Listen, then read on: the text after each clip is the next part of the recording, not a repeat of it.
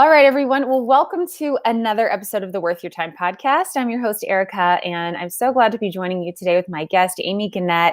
Amy, thank you so much for joining me today. Thanks for having me. This is really fun for me. Yeah, so I think I sort of discovered you as I began to go down the rabbit trail of theologians and apologetics accounts on Instagram. And somehow I found your account and I thought, I've never heard of this person. I love everything that she's posting. And so I sort of started to do a deep dive. And while at the same time, I had also discovered Tiny Theologians and not put the two and two together that you actually created Tiny Theologians. So that was kind of funny that I figured it out after I ordered the cards. So that's really cool. But just kick us off. Tell us a little bit about you, where you live, just a little family info so we can get to know who you are. Yeah, that's great. Well, my husband and I, we met in seminary in the Boston area, and we've lived a little bit all over the place, but now we are in Greenville, North Carolina, where we are church planters, and we are planting Trinity Church Greenville in the uptown district of our city. And we have a little girl named Emerson who just turned 1. And so most of our daily life revolves around local church ministry. A lot of people don't realize, especially in the online world, don't realize I'm full-time with our church plant, and my husband's the lead pastor. And so he's full-time with our church plant. So most of our life really revolves around local church ministry. But I also write and teach online. So I teach Bible courses, verse-by-verse studies, just a discipleship course that I taught with a group of friends. So those are sort of my online things. I do things like Theology Thursday in the Instagram world. So I write and speak, and then I also do Tiny Theologians, which really came out of my desire to see kids discipled with theological resources. So we can talk about that more, but that's a big part of our daily life, as well as I manage that small business and create resources for the Tiny Theologians line. So that's a snapshot, just a little picture of what our life looks like. Well, I have plenty of questions. Don't worry. So church planting, I think that's really cool. How big is your church now? We're about a group of about 50 currently, which is actually such a gift coming out of 2020. We had so many friends that closed the doors of their church plants during seasons when all church went online. Church plants have a lot of strengths when it comes to flexibility. When you're a smaller group, you can pivot really quickly and really easily. So we sort of leaned into that flexibility in that season. And I think it served our body really well, being able to do a short season online, and then we were able to resume in-person gatherings before most churches because we were such a small crew. And we met in the cafeteria space. So spacing out, each family having their own section was just a non-issue for us. So we were really, really grateful for that. But now that we're in a new location, we're not calling it a permanent location. We're calling it a new long-term, short-term location. It's a long-term lease for us. So we'll be there for the next couple of years. We have been so grateful because it's enabled people who are sort of starting to venture back out to in-person gatherings, enabled them to find us and join in what God is doing through Trinity Greenville. Well, tell me what drew you guys to church planting, because I know that church planting, I've done some research about that and written a little about it myself. And it's not an easy task. It's like a full person experience if you're leading the way. So what led you there, and how has it been? You are not wrong. It is such a unique task. I've told this story before elsewhere, so I won't repeat all of it, but a big part of our calling to church planting was my husband's calling to it. We are a part of a church plant in Colorado, and it was in that season my husband was reading a lot. We were just out of seminary, fresh out of seminary, and he was reading a lot about church planting. He was reading Centered Church by Tim Keller, which is like the city center church plant methodology. It's a fantastic book.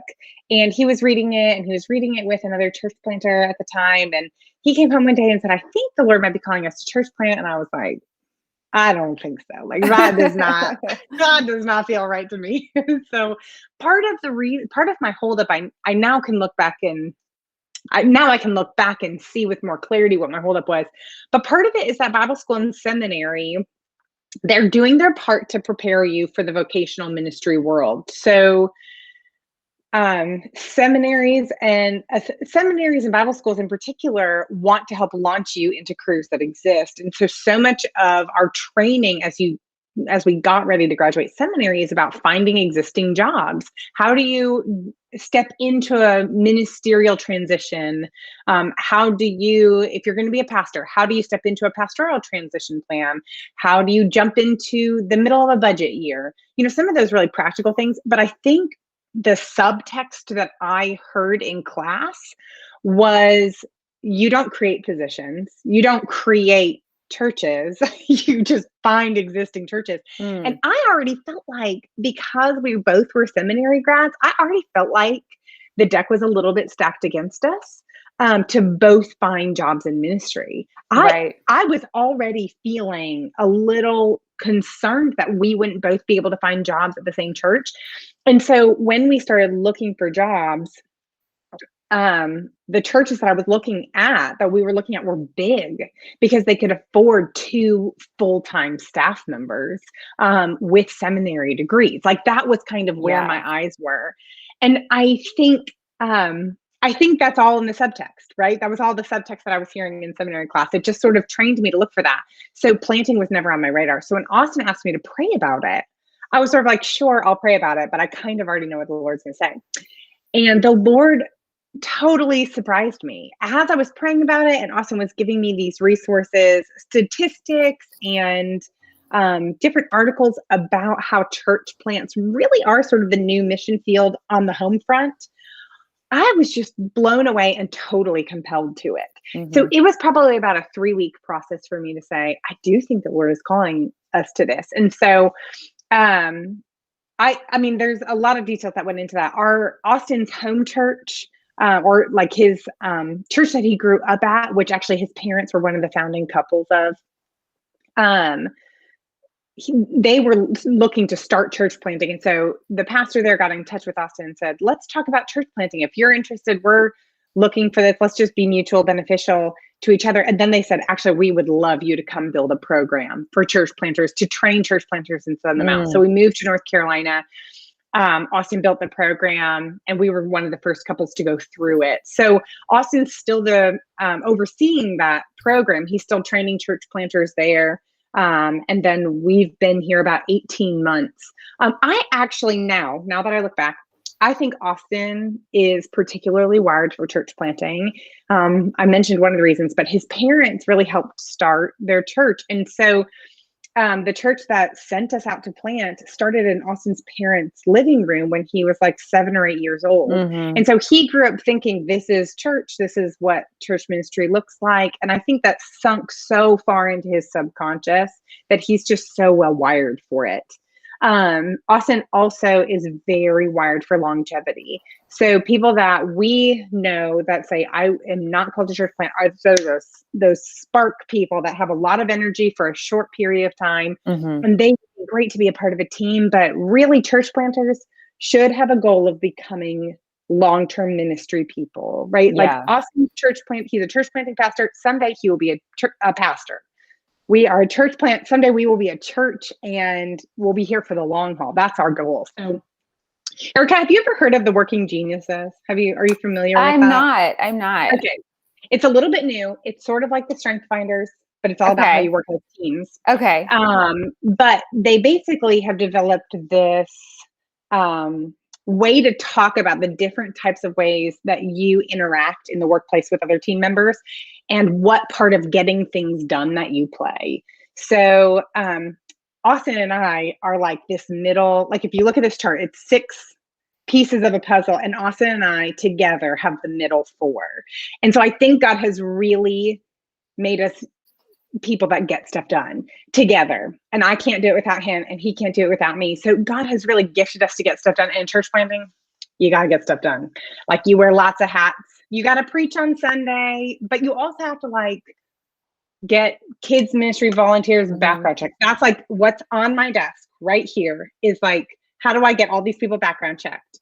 How do I figure out who's taking out the trash next Sunday after service? Like, all of these little things, you have to be doers. And so I think that's part of how God wired us. And now looking back, I can see that he's called us to it. That's just our journey of getting to the place where we realized that he was calling us to it. So you guys never did work at another church. You graduated from seminary and ultimately you were led directly here, sort of. Sort of. So Austin was on staff of our sending church for 3 years. Okay. I worked in non-vocational ministry, and before that, I worked vocationally outside of the church. So both of us, when we lived, before we moved back to be part of our sending church, we were outside of ministry. Immediately out of seminary, we didn't work within the church. Okay, got it. Now, where did you guys go to seminary? Gordon Conwell, up in the Boston area. And is that where you met? It is. Yeah. Okay. Like okay, 3 cool. days into first semester. It was great. It was meant to be. Well, so tell me I think I could probably, it's obvious why maybe you wanted to go to seminary, but tell us what drew you to go there. Why did you want to go to seminary? Yeah, I think the thing that always comes to mind is I had this feeling when I was done with Bible school. I went to Moody for undergrad, so I was in the heart of Chicago and learned from some great professors. It's where I learned that I really wanted to teach the Bible.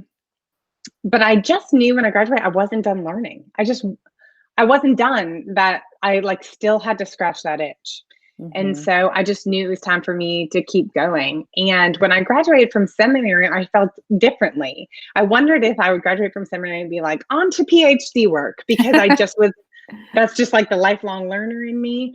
And maybe PhD work is still ahead, but at the time I was like, no, I'm really ready to start sharing what I've learned. I felt full so that I could pour out. And so I just went because I thought, gosh, there's still so much I'm curious about, and I have the flexibility to go. So I did it, and I am so, so glad that I did.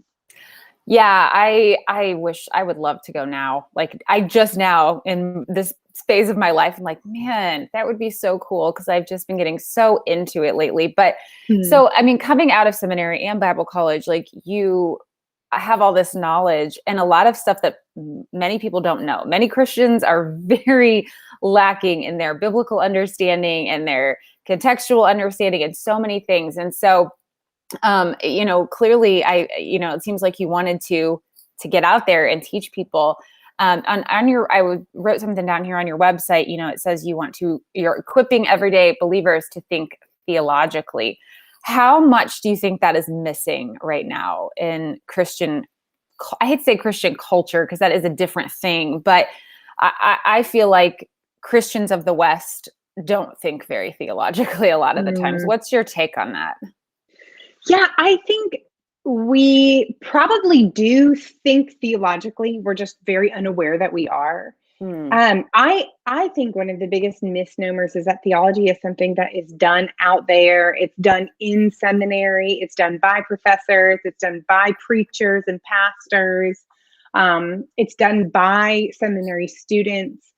But if we sort of boil down what theology is, it's just a study of God, or we could say it another way. It's how we understand God and his world, and what we articulate to be true about God and his world. And so we all have a theology. We all are theologians. We all think something about God. And I guess the question for us as believers, the atheist has a belief about God, about his existence or non-existence.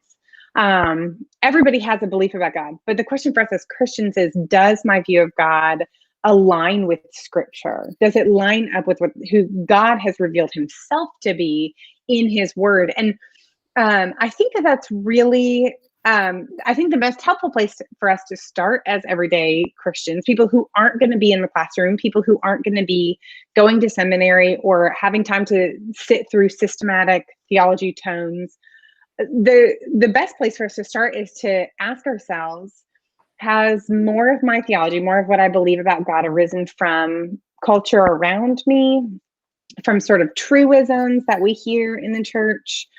Or have I taken the time to hear from God himself about who he is like? I mean, you and I know this to be true in our own lives. The person to best introduce somebody is themselves. There's no one that can describe me better than me, probably. There's no one who can describe you better than you. And so we want to hear first and foremost from God about who he says he is and what he says he's like and the things that he loves and hates and the things that make the ways that he's at work in the world. And so I think as Christians, the impulse that I would love to see grow in our Christian community or Christian culture would be the impulse of, I have a theological question, or I have a question about God and his world. My knee-jerk reaction is to go to the scriptures. I wish that we saw more of that. And I think we're seeing people grow in it. But instead, we're so quick to go to theologians that we trust, pastors that we trust, all of which are good. Don't get me wrong. There are theologians that we should be asking these questions to. We should ask our pastors and our local church ministers these things. But I want us to be a people who go to God's word first. I think that's what the foundation of our theology as Christians. We say it is. And so to put it into practice would be to be people of the scriptures. And so that's why when I've been asked the question before, are you more of like a Bible study person or more of a theology person? And it's like, you just can't dissect the two. They just don't come apart. They don't divorce. So I would love us to see us be Bible people, exploring the scriptures for ourselves and getting to know God and his word, letting him speak before we let everybody else speak. And I think it would just serve us really well. Yeah. One of the things in the past year that I've sort of implemented is not running to a commentary to figure something out and like doing the hard work of like reading it again and again. Like my husband and I are reading Ezekiel, which can be a tough one. And so we will, sit there and talk out what we're thinking it means before going to see what someone else says it means. And I think that's really helpful because I think God can really speak to you personally in that way. Whereas if you're just going to a commentary or a Bible study, you're just going to get that author's, through their lens and not through the very unique and personal lens that God could be speaking to you through. So I think that's a good point. So you founded Tiny Theologians before you had children, right? That's right. So how did that happen? Tell me the origin story there. Yeah, I was working in kids ministry just as a volunteer, and we were at a really little church at the time, and they didn't have sort of like a kids ministry director on staff. And they had somebody on staff sort of helping oversee it. But I said, I would love to help with like curriculum and help explore what options are. And I was honestly just super disappointed at the time at what was available. Now, granted, I was right out of seminary, so I was fresh and feisty, and honestly, a lot of my favorite resources have come out in the last 5 years. So like there was the Jesus Storybook Bible, but that wasn't curriculum for Sunday school. Like there wasn't much beyond some of the classic things that we have grown to love. And so I just felt like there was this huge gap. And because I'm a doer, because that's like one of the ways that God has wired me, I just wanted to pull the trigger and do it. So that was happening simultaneously to something else that was happening is I was doing online Bible studies for women and teaching theology online. And I have a Bible study membership where people can study with me month by month. And I noticed I had this big gap. I had like early career people, a lot of single people, newly married people. And then I had like empty nesters or moms of older kids or retirees. And I was like, I'm missing this big gap of moms of young kids. And I started doing a little polling to figure out what that was about. And a lot of people were like, I do not have time to learn theology. Like I can barely keep my kids' nose wiped. I do not have time to learn theology, but I would love if you would make something for my kids. And I realized in that moment, and now I know it personally as a mom, we will do things for our kids that we will not do for ourselves. We will make sure they have a very balanced meal and we will eat like the freezer chicken nuggets. And that is also true theologically, I think. I think a lot of parents were craving to do something for their kids. They're like, my kids have to know theology. I don't really have time for it, but my kids will know who God is and his word. And so I created the first set of flashcards for Tiny Theologians. It was coming right out of this time in kids ministry. Simultaneously, this was happening. I felt like the Lord was telling me, go ahead and pull the trigger on it. I created one set of flashcards, the ABCs of theology, and moms of young kids ate it up. And I had so many messages from moms of young kids saying, I now know what atonement means. And it Yes. sort of was my like triumphal moment. Like, yes, there are kids resources out there that are solid, theologically sound. But also I'm like reaching that missed demographic that I was missing. And I love encouraging parents, learn alongside your kids. If you're busy, learn alongside your kids, because it was just so encouraging to me to see parents and kids learning together. Because we know this to be true in our own lives. We just can't lead our kids somewhere we haven't gone ourselves.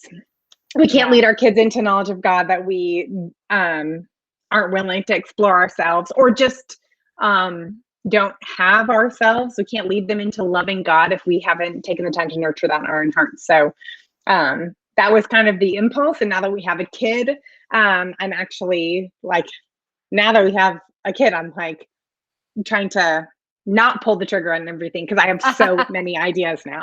But we're gonna hold on. We're gonna let her grow up, and I'm gonna sift all the ideas, the best one. I totally relate to your like never-ending ideas, because I have the same problem and wanting to do things. I'm a doer as well. But I will say, and I think I've commented this to you on Instagram, but just I love the flashcards, and I am learning. And we did do atonement the other day, and I was like, oh my gosh, my 5-year-old can tell you the definition of atonement. And I could have never told you that. I mean, I probably couldn't have actually told you that until recently, because I sort of probably had a vague understanding of what it meant. Yeah. But like, if I was like, give it a microphone to explain it, I don't know if I would have been able to. And so now we're going through these words, and like they're hard words, and he's 5 years old, but I'm like, I am so committed to him understanding this. Like I read Mama Bear Apologetics this year, obsessed with it. I'm just like devouring all this stuff. Like, I don't know if you know Natasha Crane, but I read her book about like 30 questions to talk with your kids about Jesus. Mm-hmm. So I am just eating up all this stuff that I didn't get as a kid,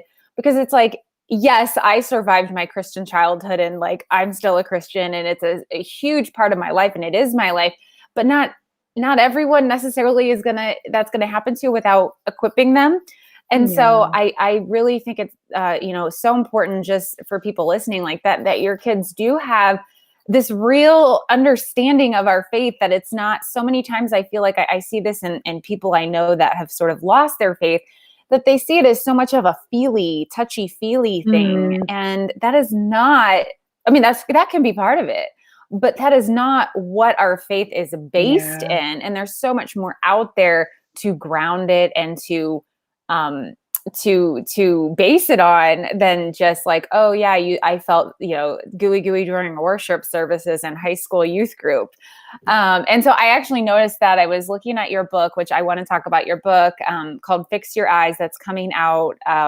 What's the date it's coming out? September of this year. Okay, so coming out in September, which is really, really exciting. Congratulations on that. I took a little piece from the Amazon description that says, you're talking about some of the things you're talking about in the book, and it says, theology without worship is muted, stifled, and cold, and worship without theology is ungrounded, unrooted, and uninformed. And so could you, I don't know, maybe just expand a little bit on the inspiration behind that message and what got you to this point of writing this book? Yeah. Well, when I graduated from seminary, I sort of missed the theological conversations that I was able to have all the time in the seminary classroom. And so I pursued that, obviously, in the local church.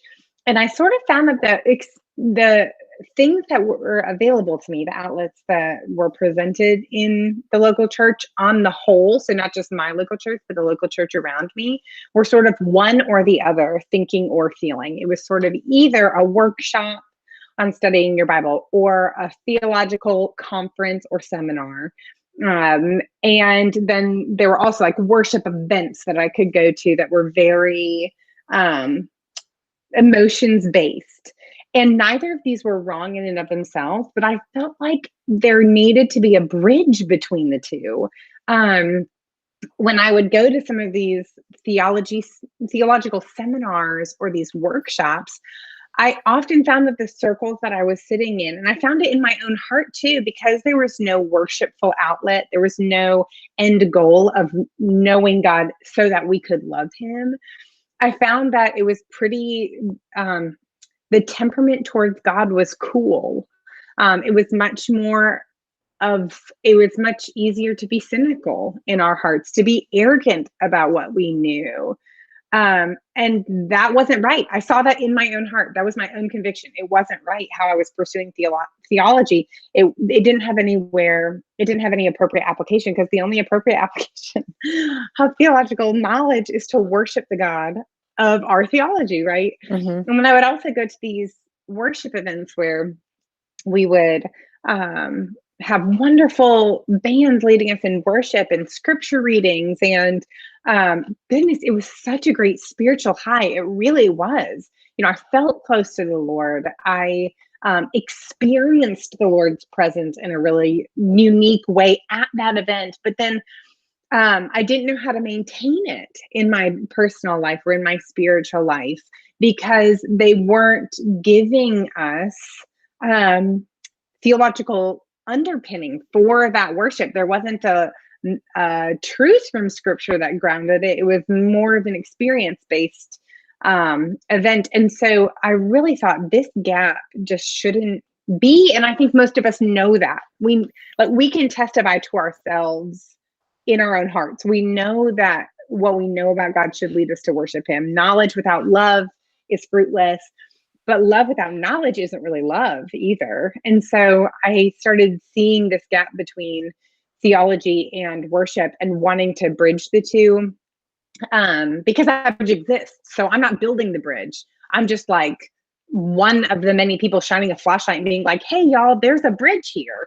Theology does lead to worship, and we just have to be aware of it. So this book comes out of that desire to help people see how theology can lead us into worship. So it shouldn't lead us to pride. It should lead us to humility. And our worship shouldn't be an emotional experience that we have to hunt after or hunt down and recreate on our own. It really, grounded in theology, is going to have staying power, and we're going to experience the God of our knowledge and the God of our love in a faithful, never-ending, enduring kind of way because of it. So that's what drove me to write this book. And I think it's the book that I needed several years ago. And so the Lord let it stew in me for several years as I was in women's ministry, and as I was just a member in a local church, craving a way to bring these two parts of my person, my thinking and feeling self, my knowledge and loving self, to bring these two parts of myself together. Do you feel like are you getting the sense that, I'm assuming most of the people that you work with are women, but do you get a sense that women are really hungry for this kind of information? I absolutely think so. So there is a mantra going around that women don't like theology, or gosh, if only the women in my church wanted to study something better. All they want are devotionals. All they want are sort of mealy mouth, sentimental, like doily teas. I don't know any of these women. Like, there's sort of this motif that we've built for ourselves, this straw man, where we're sort of like, oh, all those women, show me one. I don't know a single woman that wants to go have a woman's tea at church where you don't talk about anything meaningful. I don't know a single one of them. But we continue this mantra as if she's like, there's this weak minded and weak spirited woman that's like a ghost in the church. And none of us know who she is, but we keep fighting against her. And let's just put it to rest. I don't know these women. Yeah. We don't know these women. Women want good theology. Let's just do it. Let's all just do it together. I don't think now that I've sort of been exploring more theology and reading more apologetics books, I feel like it just wasn't getting in front of me before. Like, it wasn't being marketed to me. I wasn't seeing the accounts or whatever, however you see things or things get on your radar. It wasn't happening. And when I started getting more into it, I started listening to Elisa Childers' podcast, and started listening to her, sort of got me onto some other things. And anyway, I just, now that I'm into it, I am so hungry for it. Like, I'm so desperate to learn more. And I think there's got to be so many people out there that are in a similar situation. And I guess sometimes even I would think, maybe falsely think like, oh, maybe I'm just, I'm just one of those people that's really into it. But I think more people than we realize are, and that is such the key to, there's so much going on in our culture right now of people leaving church and people sort of, I mean, I don't want to say losing faith, because I think that the polling out there that shows people are leaving their faith, I think that's those polls are misleading, just because so many people still do value their spiritual lives so much. They're just sort of looking for a place to land. And they haven't felt like they have a good place to fit. But I feel like getting this stuff out there like you're doing is such a service to a community of people that are looking for it specifically and may not know that they're looking for it. It's kind of like we need to tell them, this is it. This is what you're looking for. So certainly was the case with me. So I do think that's so important. I was going to ask you, it seems like in culture, and I don't know what your take on this is, but it does seem like those with Orthodox Christian views are more criticized, less tolerated these days. And so when you're talking with women about that kind of stuff, like, what is the encouragement you give them, or what is your take on how to handle some of that these days? To handle some of the criticism specifically? Yeah. Well, I think the first words that come to mind are the words of my preaching professor in undergrad at Moody. He said, to be a preacher, you have to, and he didn't mean necessarily in a pastoral position. He just meant if you're going to teach the word. So this would apply to even people who, I don't want people listening to discount themselves if they are not publicly teaching or anything like that. But you have to have, if you want to do this, you have to have the mind of a scholar, the heart of a saint, and the hide of a rhinoceros. That's what he always said. And he's not wrong. He's just not wrong. You have to develop a thicker skin. And I think one of the things that keeps me coming back to the importance of doing this work over and against the ease of stepping out of it, right? Stepping out of it sometimes seems so appealing because you're like, I don't need that, right? I don't need the criticism. I don't need that in my life. Feels too hard or too messy, or we actually have divulged in our our ability to have public engagement. And so we get really nasty. And if somebody disagrees with me online, it's usually like, that, I mean, it usually has undertones of like, well, you're a bad mom. And it's like, well, disagree with me theologically or like, so sometimes it gets messy and you're like, I don't need this in my life. So what keeps us stepping back into that? And the thing that is such a comfort and encouragement to me is that I remember that Jesus is the one who spoke truth. And so he is the target that the enemy wants to fire at. He is the one that the enemy wants to derail. I'm getting ready to do a theology Thursday. I do theology Thursdays most Thursdays, and I'm getting ready to do a series on foundational doctrines of the church. And one of the weeks we are talking about God's sovereignty versus the enemies. And one of the things we have to remember that sometimes we forget in our theological conversations is that we are not the target of the enemy. Christ is the target. The enemy wants to steal Christ's glory and wants to see Christ pulled off his throne. And guess what? That is never going to happen. It's never going to happen. And so when we feel like we're the target, whether we feel like the enemy is trying to directly discourage us or using other people as a means to discourage and derail the things that we know that God has called us to, or make us call into question truths that are evident in God's word, we should bring to mind that Christ stands in front of us as the target. He keeps us from being the target. It is Christ who the enemy is after. And at the end of all things, Christ is going to be glorified. Christ is going to rule and reign, unlimited power, with unhindered rule. And so by keeping that in mind, it reminds us we can step back out. We can do that. We're not the target. And we have great partnership in Christ as we step into the line of fire. So we do not grow weary in doing good because there is a harvest to come. And so I think by keeping that long view in mind, it really enables us to keep our hand to the plow, to keep speaking truth in love, as long as it is called today. God calls us to these things. Yeah. Oh, that was so good, man. We'll have to replay that part. So I wanted to also ask you, you have a course on discipleship. Why is discipleship so important? How do you, because this is a question in my mind, because I don't feel like it's being done like greatly at my church. And so, but I've been told it's complicated. So I don't know. So what are your thoughts on discipleship, and why should people be prioritizing this? Yeah. Well, discipleship is the process of how we grow up into Christ. And Christ calls believers to be disciple makers. And that is the Great Commission. And so we want to be able to speak into the next generation, those who are biologically or generationally younger than us, and or those who are spiritually younger than us, even if they might be older than us in age, they might be younger than us in the faith. And we want to be people who speak into these things and help people grow up in Christ.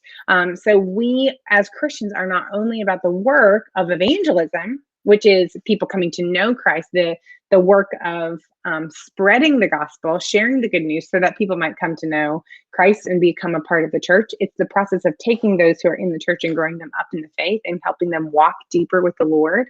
And because that's the call on all of our lives, to make disciples and be a disciple, because that's a call in all of our lives, it's something that we should, at least in some seasons, see ourselves intentionally pursuing. So I don't think that everybody in all seasons has to have a specific somebody that they're discipling.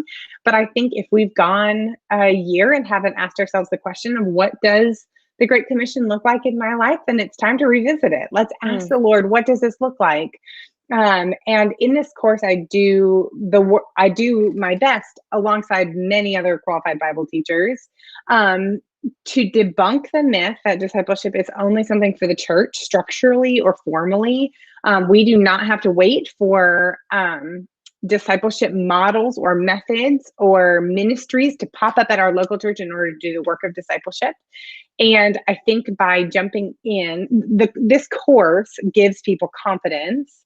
It's a no frills guide to how to make disciples.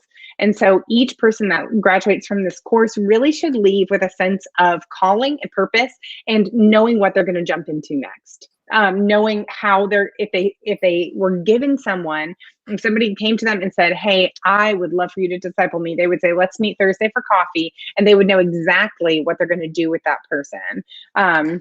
Because my goal in debunking this is so that we don't leave it to others to come and pursue us. We don't leave it to others before we pursue others. We say, "Hey, if this is a call in my life, Lord, how would you lead me into this?" And now that I know I'm called to disciple this person or called into this discipleship relationship, this is how I'm going to approach it with confidence, because I now have these skills.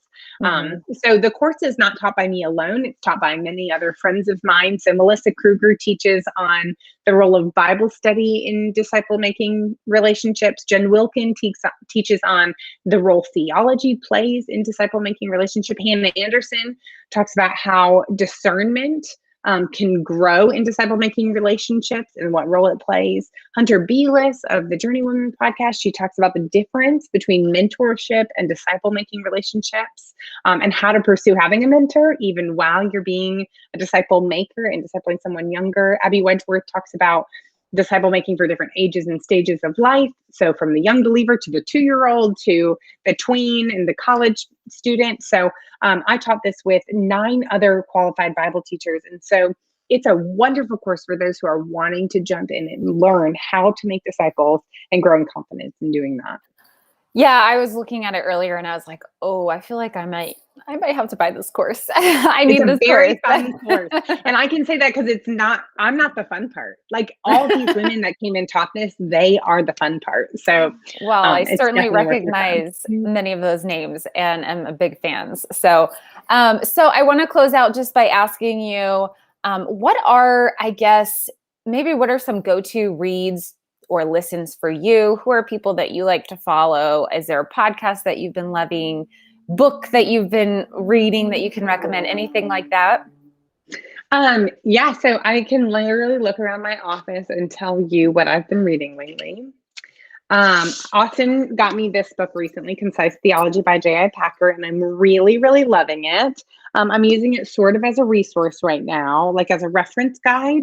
But each of the theological topics are like this is on the Ascension. It's like a page and a half, you Mm-hmm. know, so it's just so helpful. So if I have a question on a topic, I mean, it's J.I. Packer, so Hmm. I'm probably going to really like what he has to say. And so I thought that this has been a really fun read. I'm reading 10 Words to Live by Jen Wilkin because I'm leading a summer study through it at our local church. I'm looking around. Do you see me like looking for my stack of books? Yes, you have a lot of Um, books. I can see that. I am also a book person, and I'm usually reading about 5 at the same time. Oh, So, that's real bad. I have to limit myself a little bit more than that. I just can't. My brain can't do it. But I just started using this Story of God. Can we say yes, a there Story we of go. There God? we go. Bible Yes, commentary, get the glare off a little bit. But yes. I just taught on Hannah's prayer this last weekend, and this was a great commentary for that. And this is not theological, and hopefully, I don't think controversial anymore. But I just finished reading the Harry Potter series, and I am having the best time. I'm actually going to start back on book 1. If Oh you can even no, believe I it, I'm starting can't. back on book I 1. can't believe it because I So read like 2 of them way long time ago, and I was like, "Well, these are fine," but I couldn't get into it like some people do. Like I know you're one of many that I'm love like it. back. I'm in it. I love it. I love the Christological imagery. I'm just really trying. I mean, we have a lot of Gen Zs who are part of our ministry, and I'm trying really hard not to reference Harry Potter all the time because they could not care less. So I'm trying really hard to like minimize my Harry Potter I feel like illustrations. people use Harry Potter examples in a lot of books and stuff and teachings. Mm-hmm. And You're right. whenever they do that, I don't know what they're talking about because I haven't read them. So so, I felt that way about Star Wars. My husband just so exposed me to Star Wars yes. like 2 years ago, and I was like, we'd be watching some other show, and I'd be like, I get this now. Like Yes. now, it's such a big cultural thing, It really cultural is. experience that if you don't have it, it's sort of like other things fly over your head. I felt Yeah. that way about Harry Potter for years. Now you're on the inside. I'm on the inside of one thing. Like I'm on the inside of one circle, one little Harry Potter circle. So, how is your daughter's 1? Is that right? Mm-hmm. Okay. How's that first year of motherhood been? You know, uh, tough in so many ways, but 2020 was kind to us in that it pushed us home. Yeah. Because we're doers, we tend to be pretty busy, and um, 2020, I mean, Emerson was born March of 2020, which Oh, he was wow. born 2 weeks after we went into sheltering in place here in North Carolina. And I mean, we were doing church online. My husband was home. I mean, we had like 4 months of not really having other connections or commitments. And there was something so wonderful about it. So I do not minimize how hard 2020 was for so many people. For us, there were a lot of hardships, especially in the church planting world. I mean, that was Oh, just tough, right? It was just a tough yeah. year. Yeah. Um, but goodness, like having all 3 of us home for months, like I can't trade that. Like I couldn't ask for that again if we had another kid, you know? Yeah. So it was really, really sweet. Yeah, having your husband home, I think that's such a good point because so many people don't get that. I remember when my husband went back to work. He had to go back to work when my son was like 5 days old, and I was like, what are you Yeah. doing? Like it was so awful. Like it's so I can imagine what a Yeah. blessing it was to have him there. So that's really Yeah. awesome. It really, really was.